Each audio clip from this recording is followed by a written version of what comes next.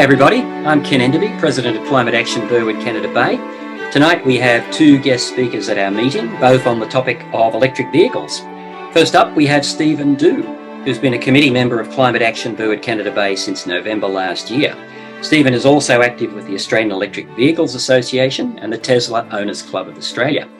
He's going to give us some background to the electrification story and also tell us his own story, from Vietnamese refugee to EV and climate activist. So over to you, Stephen. Okay, thank you, Ken. Thank you, everyone, and welcome to everyone joining this Zoom meeting tonight. I'd like to start first by acknowledging and paying my sincere respects to the traditional custodians of the land on which we gather tonight. I extend this respect to their elders, past and present, and honour the Aboriginal and Torres Strait Islander people for their enduring connection to country and their essential role in caring for and maintaining country for over 65,000 years, which is quite amazing.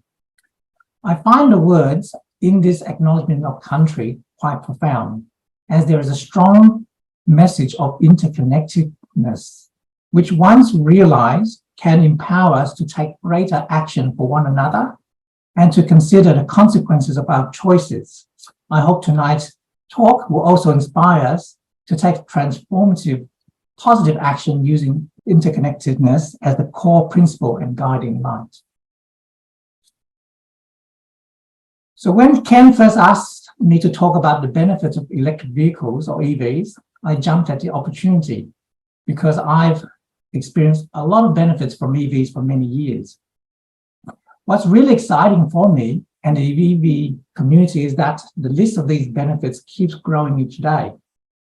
Unfortunately, as EVs become better, more refined and proven products, they are also subjected to a lot of biased criticism and relentless campaign of spreading fear, uncertainty and doubt.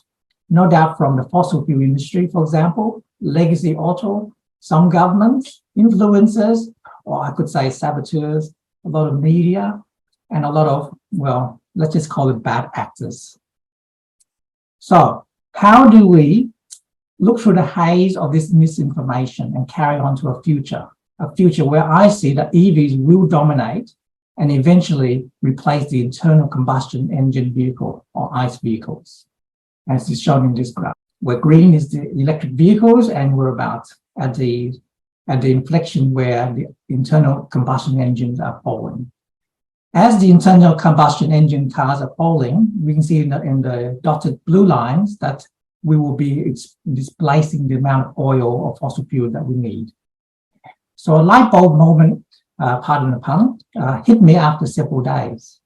Rather than just talking about the benefits of EVs, I thought maybe I'd like to talk about my electrification journey, hypercharged by EVs. I think that this is more relatable, and perhaps you come with me on this journey.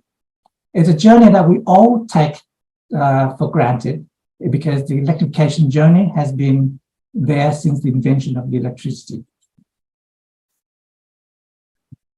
Unfortunately, a lot of benefits of electricity are taken up by different rates by different people. And this contributes to some of the conflicts during this change, even amongst those who see the eventual end of one technology and the rise of another. So, as with all forms of technology, a clear winner usually arises at the demise of the other. This photo, for example, taken at Fifth Avenue, New York City. I've taken this photo from Simon's Homsacott, one of his lectures, that over 13 years, we've completely replaced the horse for the automobile, with a photo on top showing that where is the car in circle, just one. And then the photo below, where's the horse? So imagine going back in time and hearing the skeptics who dismissed the automobiles due to the absence of petrol stations or concerns about people losing their jobs because they needed to tend for the horses. Where will we find ourselves today? I like this quote here. When it rains, look for rainbows. When it's dark, look for stars. This to me means that we should recognize fear, uncertainty, and doubt as obstacles for a better future. And we should embrace our journey of transformation and become adopters, not laggards.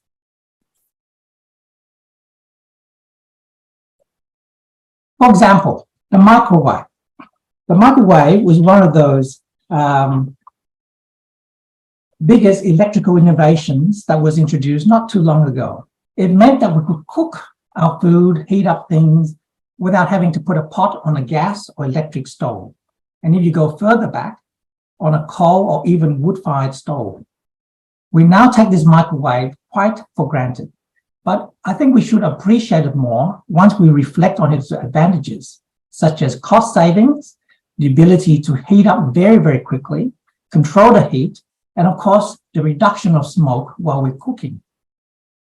When the microwave ovens were first introduced, there were always initial fears and concerns regarding their reliability, performance, and potential health risks. However, over time, these concerns have largely become diminished, leading to widespread adoption with this technology. This pattern of initial fears and concern follows by diminishing the apprehension and widespread acceptance is not unique to the microwave oven, but can be observed in many other technologies, such as mobile phones, electric vehicles, and renewable energies. The mobile phone, when first introduced, also had concerns about reliability, performance, and health risks due to radiation exposure. However, through improvements in network coverage, battery efficiency, and stringent regulations, along with the number of apps and amazing features like the amazing cameras, social media connectivity, cashless payments, etc., the mobile phone has become an integrated and essential part of our lives. The convergence of many technologies, such as the camera in the mobile phone, means that we can leave other devices behind, such as the SLR camera at home, the Gregory maps, if you're old enough to remember. The same goes with the electric vehicles. In several years, actually, many countries will ban the sale of new ICE vehicles. Sweden, for example, will want to be a fossil fuel nation by 2040. Norway would want to ban new ICE vehicles, the sales of them, by 2025, followed by Netherlands, Denmark, Germany in 2030, the UK in 2030, and hybrids shortly after that. California, 2035.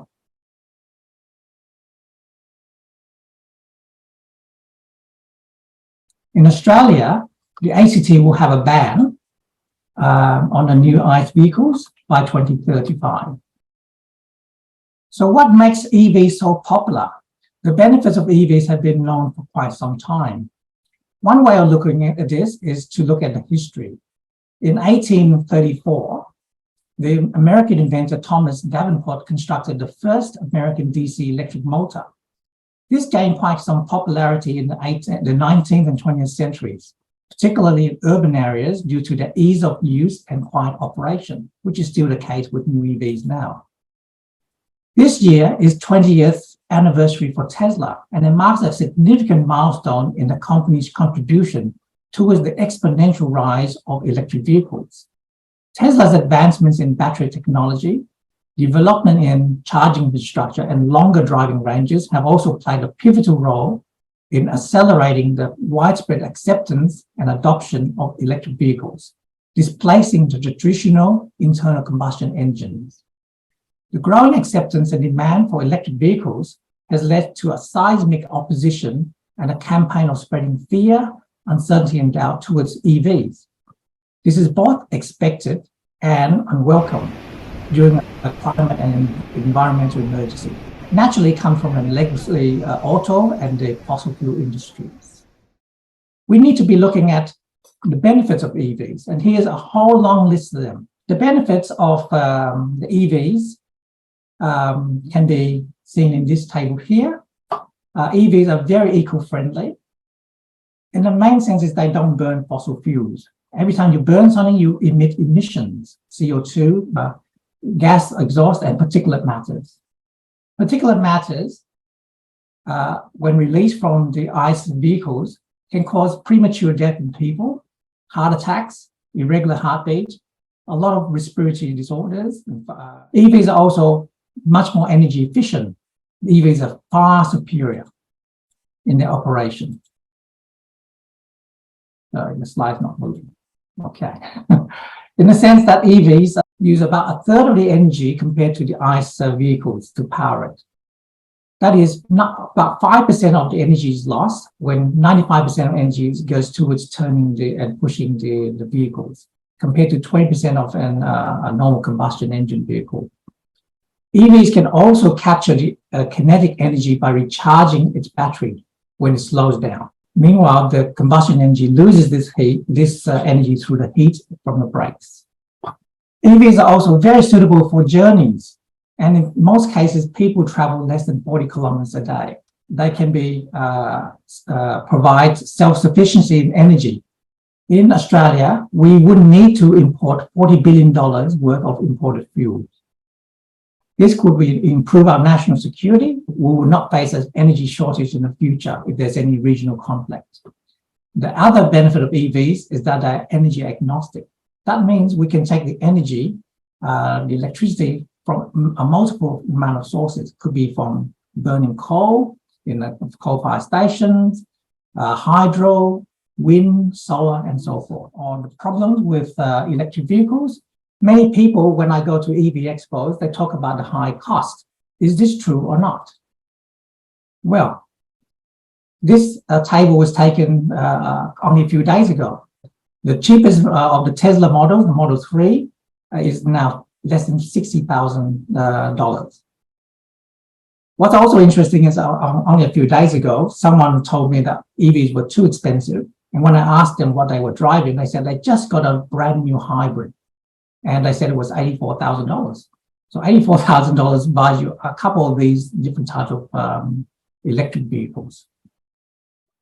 The other thing I hear quite often is there's a charging limitation. Is this true or not? This is not the case, because if you look in this app called PlugShare, which it will show us the number of charging stations or places where you can charge your car.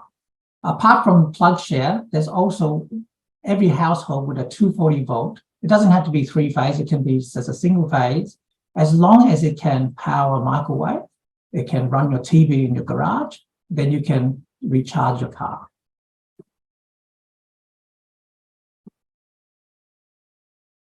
Recharging time. Well, yes, the recharging does take time, but for most people who travel, let's say from Sydney to the Gold Coast, which I've done a couple of times, it may take only about 20 or 30 minutes to charge after about a 2 or 3 hour drive.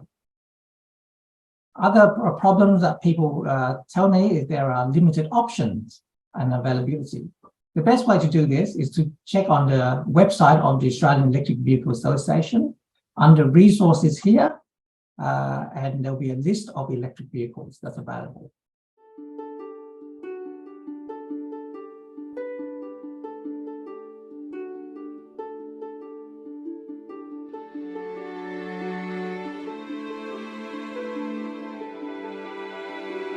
I was frustrated about all this misinformation and what's going on. So this made me want to be an advocate for change, and I subsequently joined a lot of organizations, which I'll talk to you about my own electrification journey. My electrification journey really started when my family left our home country in Vietnam. We arrived in Perth in 1979 as the first wave of Vietnamese people. We were greeted by immense generosity by the Australian community.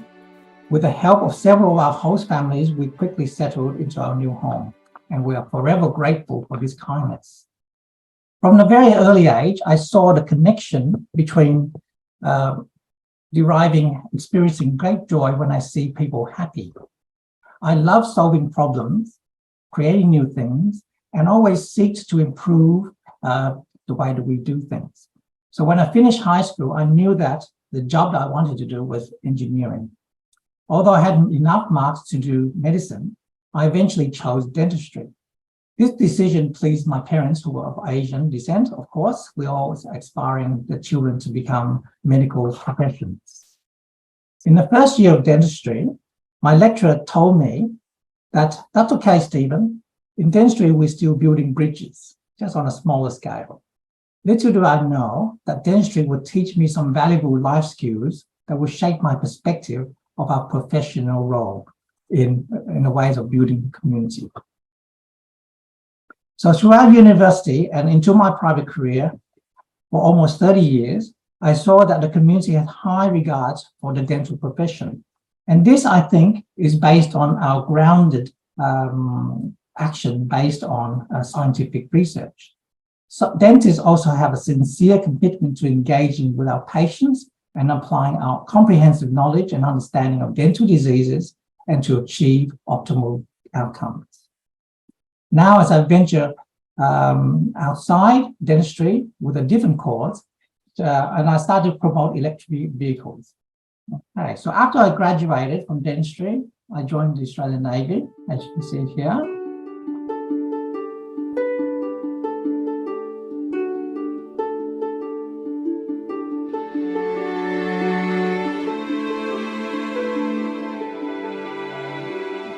I bought my first electric vehicle, which is the Lexus GS 450H. The moment I started driving this electric vehicle, you call it that way, it's actually a hybrid.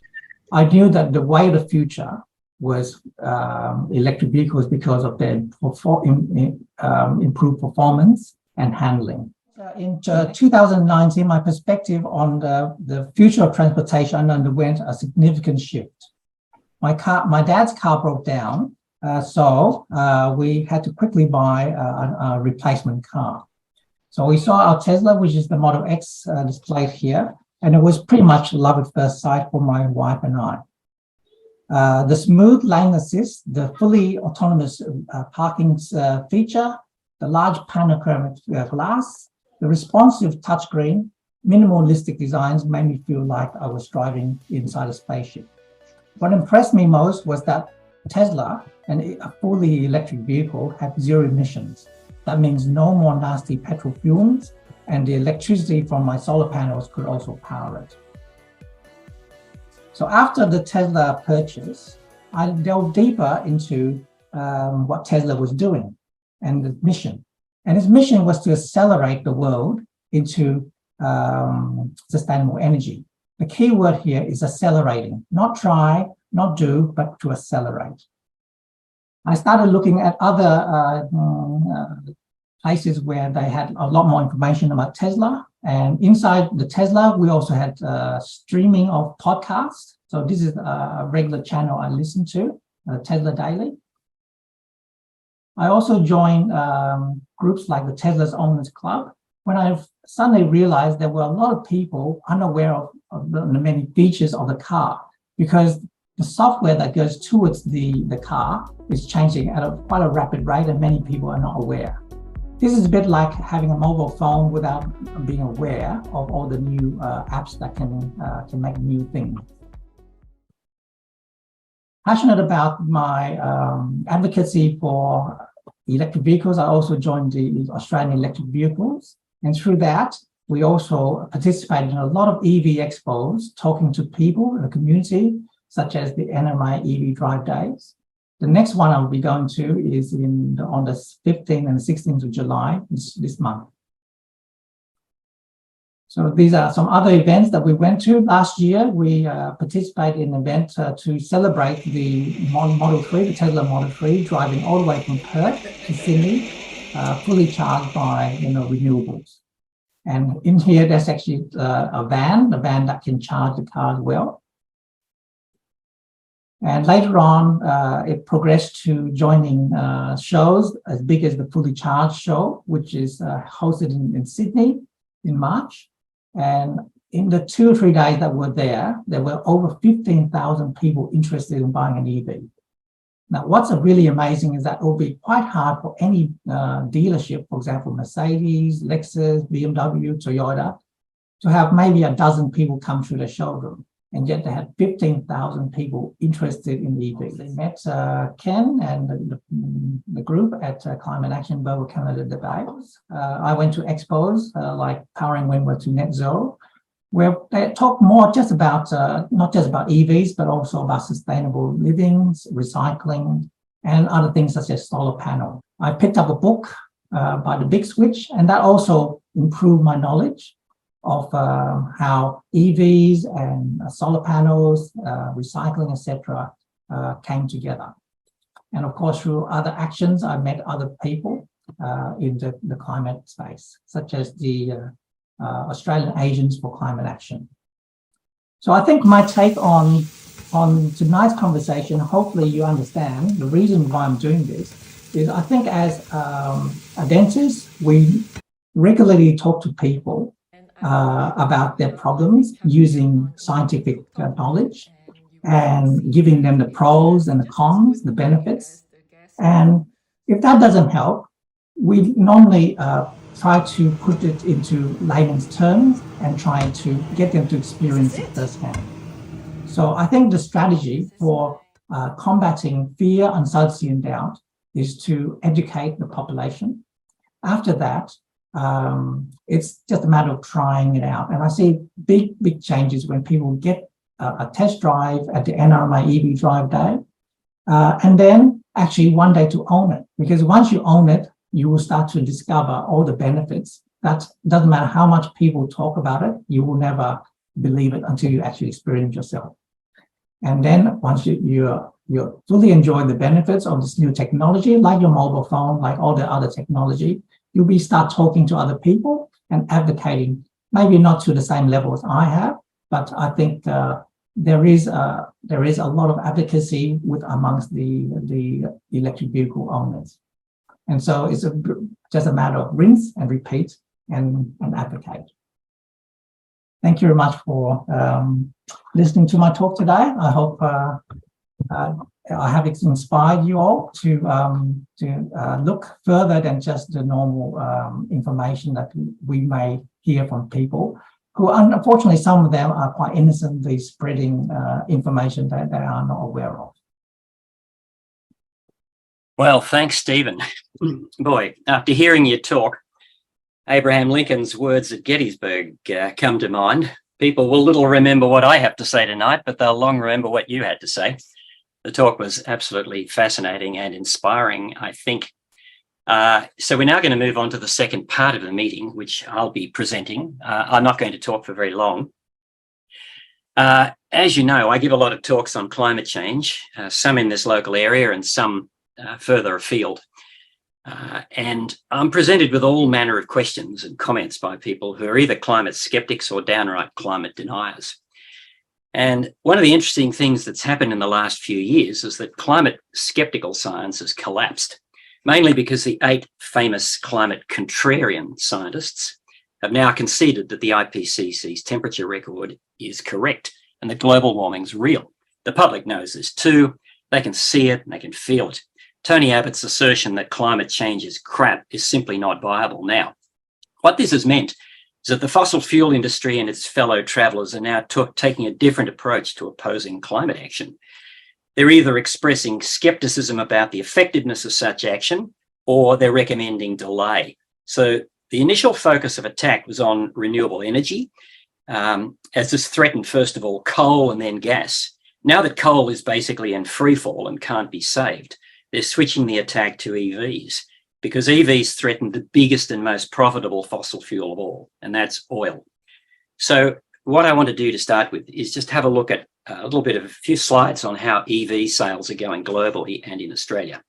So I'm just going to switch over here to share screen, just a moment. I'm going to share screen to my PowerPoint here, which should be somewhere. Here it is. Okay, so can we all see that? From 0 to 10 million. Okay, so this shows electric vehicle sales from 2010 up to last year, 2022. And what you'll see here is that in 2010, electric vehicle sales were virtually nil. And you can see the exponential rate at which sales are growing. So we're up to 10.3 million sales of EVs in the world. This is not Australia, obviously. This is the whole world. If I move on to the second slide, here we go. Stephen showed a similar one to this. This shows total sales of vehicles in the world. And you'll see that they reached a peak around about 2017, and that vehicle sales as a whole have been going down since then.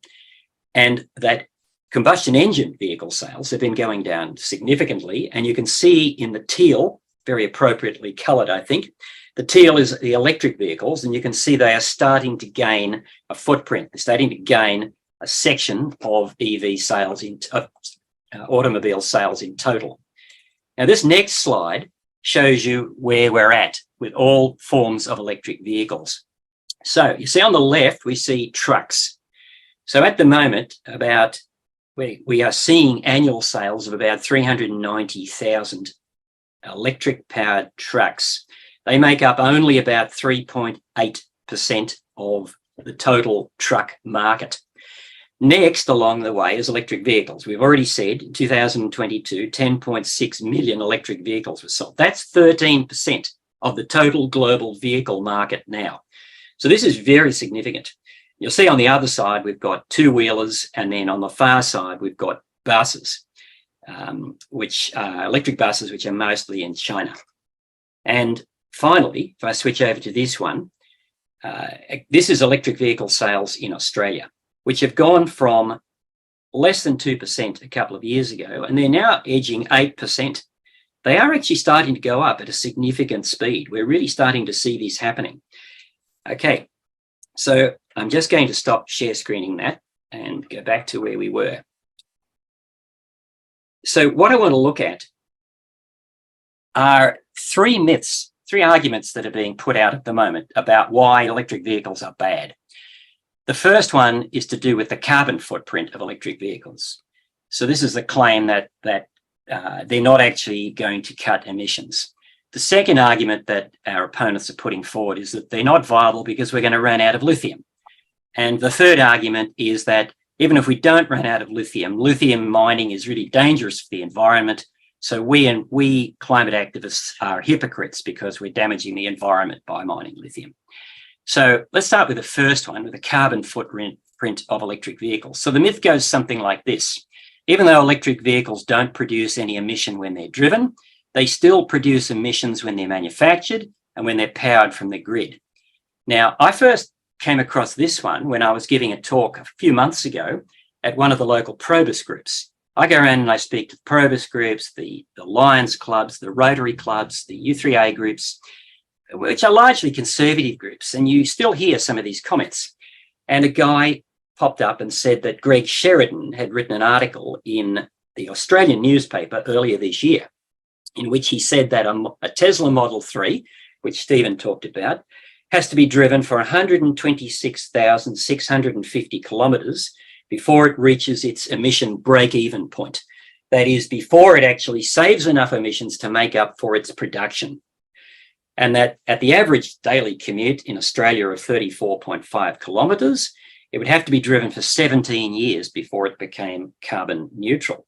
So Sheridan said that's a reason why EVs cannot cut emissions in anything more than a tiny bit at the margin, so they're completely useless in solving the climate crisis, which he doesn't believe in anyway.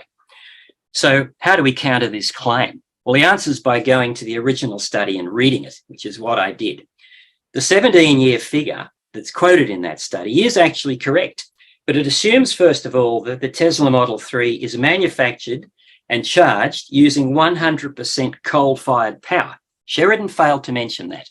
If that same Tesla is powered from the grid, it reaches its break-even point not at 126,000 kilometres, but at just 21,726 kilometres, which means if you drive it for the average drive per day in Australia, you reach break-even point after just 20 months. And if you charge it entirely from renewable energy, then the break-even point is just 13,500 kilometres, meaning it reaches carbon neutrality after just 1 year. And for the rest of its life, it is simply saving emissions. It is totally emissions-free. Now, if you were to manufacture that vehicle using renewable energy, it would have next to no carbon footprint at all. General Motors, which will only make electric vehicles after 2035, is already committed to becoming carbon neutral in its production by 2040. The other manufacturers have such similar commitments of between 2045 and 2050. But what's really impressive is the new Tesla factory in Texas, which is one of the biggest vehicle factories in the world, and it's powered by 70,000 solar panels on the roof, plus an enormous battery complex nearby to take up power in the day and power it during the evenings. And I'm just going to go back to share screen again and continue with the slideshow here and show you a picture of the Tesla factory. Where are we here? Here we go. So we'll just share that, and I'll just move on to the next one. So this slide here is this Tesla factory in Austin, Texas. It's so big you can hardly get your head around it. There are buses down the front that you can see there. This factory is the size of 100 football fields. There are 70,000 batteries on the roof, and you can see there the black part on the roof is all solar panels. So it's all solar panels on the roof. And if I just move on to the next, so they're spelling out the word Tesla. This is an artist's impression of when it's going to be completed, which will likely be later this year with all the solar panels, at the very latest early next year. And there it is. That's what it's going to look like when it's done. This factory is going to produce electric vehicles that are almost entirely produced with renewable energy. And then those vehicles will be run on renewable energy. So it's going to cut something like 96% of the emissions of what a normal petrol-driven vehicle would have. Now, this is just amazing stuff. This is the future of where it's all going. Okay, I'm just going to stop that share screen now and go back to what I was saying. Okay, so it's absolutely untrue to say that electric vehicles cannot cut emissions. Electric vehicles are absolutely central to the solution to the climate problem. All right, I'll quickly move on to the other two myths now. The second one is the notion that we're going to run out of lithium, so we'll never be able to rid ourselves of internal combustion engines. Well, this myth is just so easy to bust. Firstly, it is true that the world's known sources of lithium will run out by mid-century. If we just used lithium once in batteries, we're going to need something like 40 times the amount of lithium altogether if we're going to get to net zero emissions. But lithium can be recycled. It's happening already.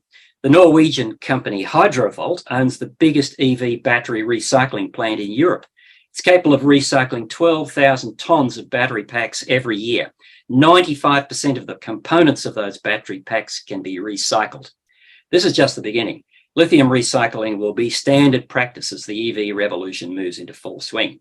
Another thing to note is that there are new battery technologies being developed which don't require lithium at all, or use it in much smaller quantities than is the case now. These technologies include zinc-ion batteries, zinc airflow batteries, iron-air batteries, and sodium batteries. Most of these technologies won't be usable in EVs, but they'll dramatically reduce the demand for lithium because they'll be used in all sorts of other batteries, the large-scale batteries. So the supply of lithium isn't going to be a problem. And I'll have a look at the final myth, which is the notion that lithium mining has a devastating effect on the environment and that we climate activists are therefore hypocrites for supporting EVs. Well, it's true that lithium production can be environmentally damaging, particularly in ecologically sensitive regions like the Atacama Salt Flat in Chile. That's the example that's almost entirely given.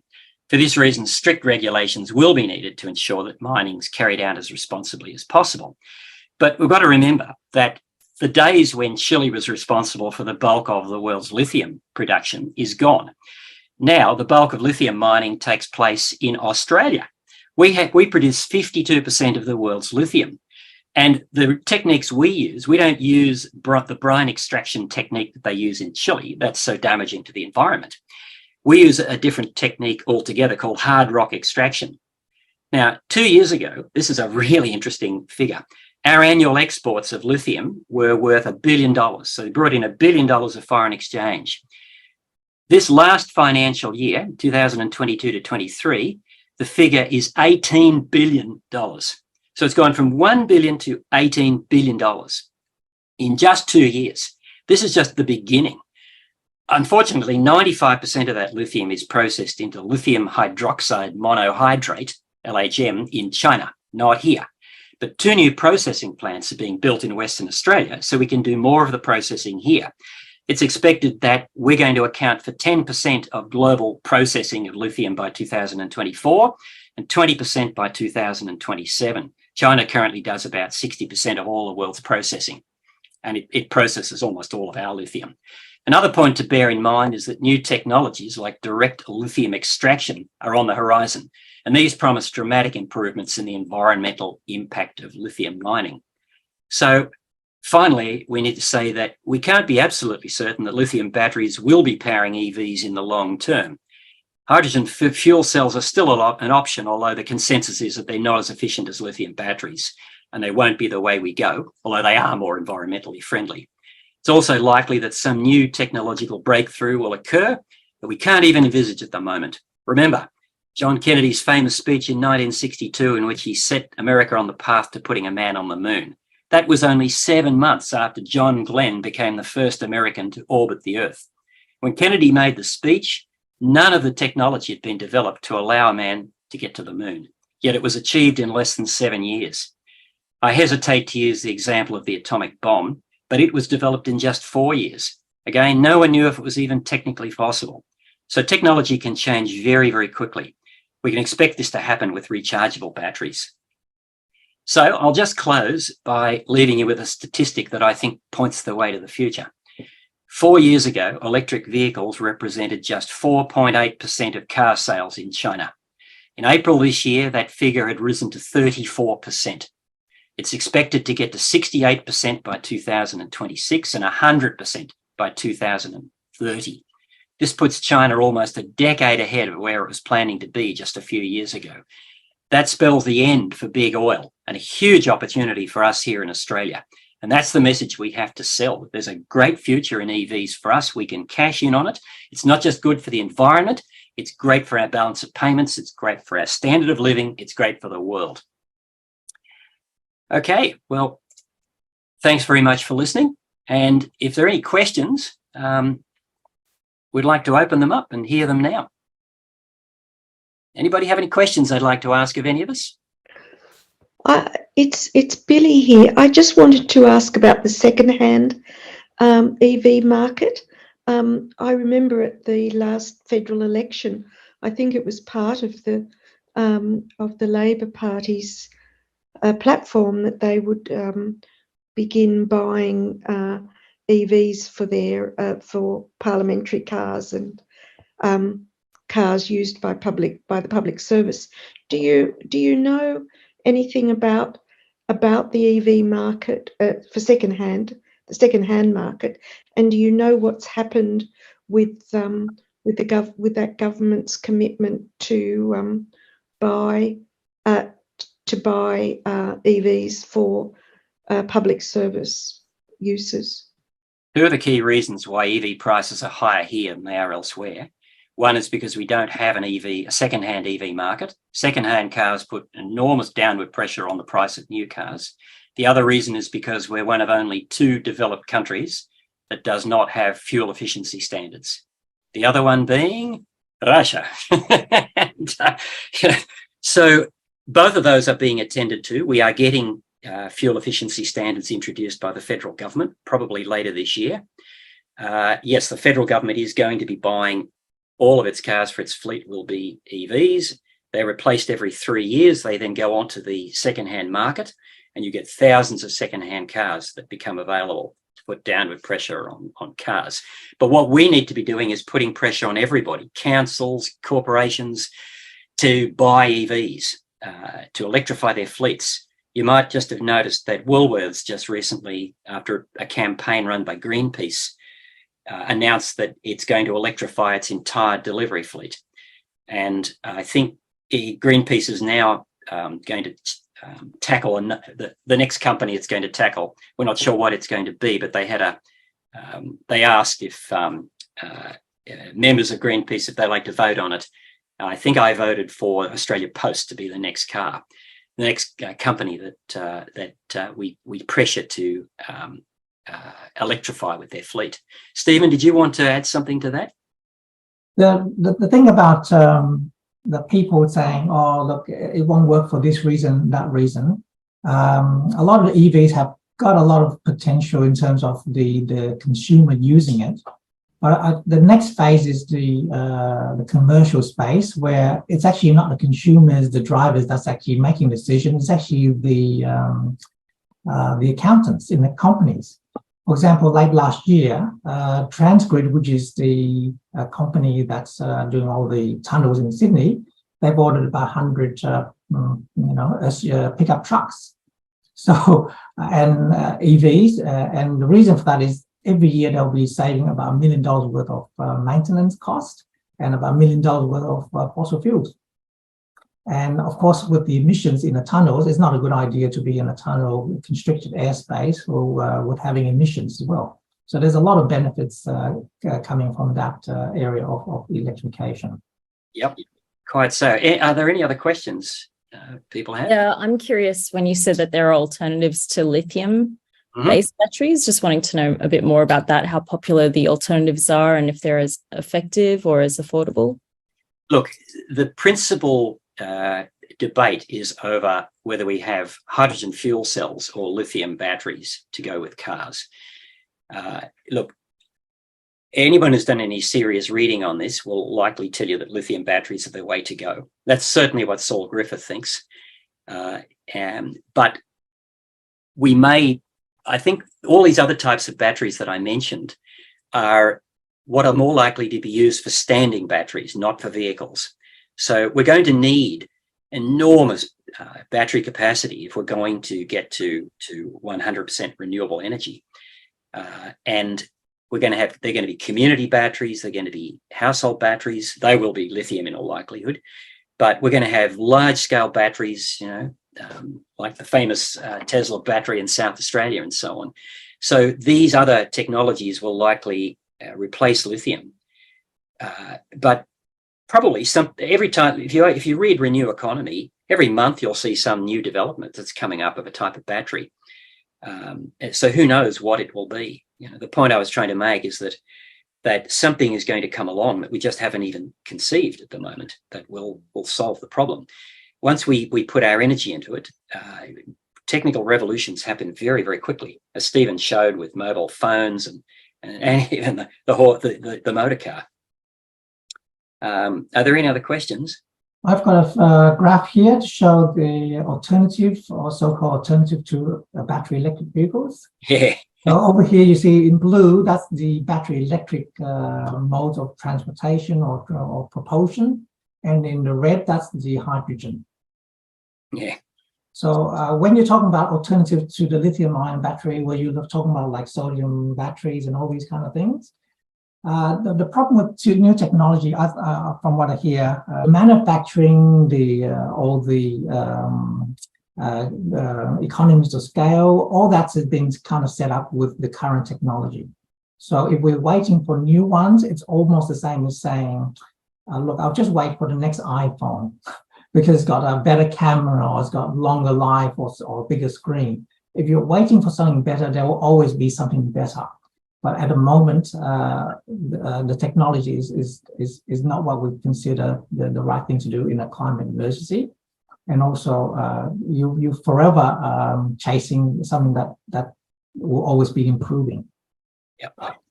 I think the other point to make about this is that the beauty of battery electric vehicles is they free you from the system. You can just charge it up in your own house, in your own garage.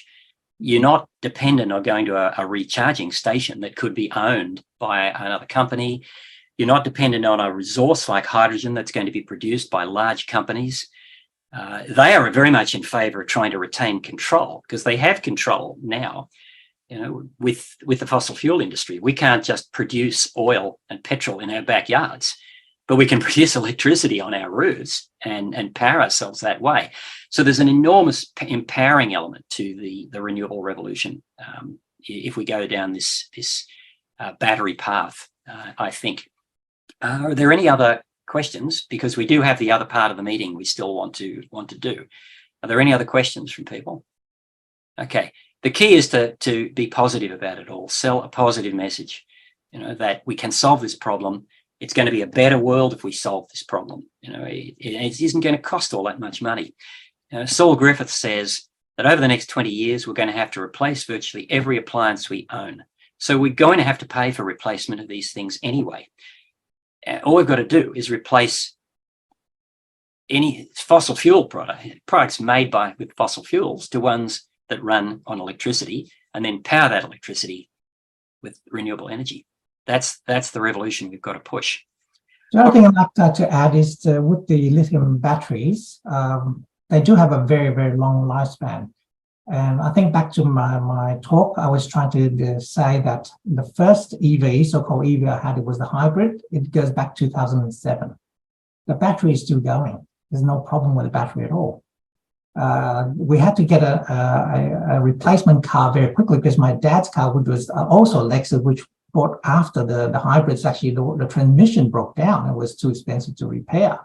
And that was not related to any battery technology at all. And in the future, the batteries, when they do need to be replaced, they're quite older materials. They don't need to mine from the ground again.